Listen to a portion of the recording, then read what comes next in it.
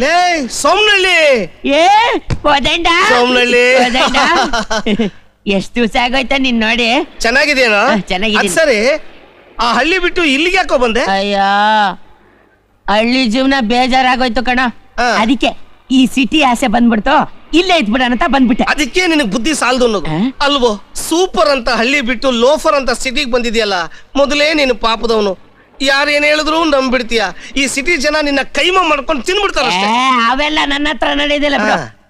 ಗುರುವೆ, ಇಲ್ಲೆಲ್ಲಾದ್ರು ನನ್ಗೊಂದ್ ಮನೆ ಬಾಡಿಗೆ ಕೊಡಿಸ್ಬಿಡ್ತೀಯಾ? ಬಾಡಿಗೆನಾ?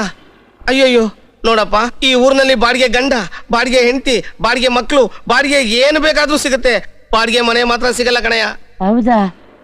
ಹಂಗಾರೆ ಈಗ ನಾನು ಏನೋ ಮಾಡ್ಲಿ? ಅಯ್ಯ ಸಿಗಲ್ಲ ಅಂದ ತಕ್ಷಣ ಯಾಕೋ ಹಾಗೆ ಸಾಯ್ತೀಯ? ನೋಡು, ನನಗ್ ಬೇಕಾದವರೊಬ್ರು ಈ ಊರಿನಲ್ಲಿ ಬರೀ ರೂಮ್ ನ ಬಾಡಿಗೆ ಕೊಡ್ತಾರೆ.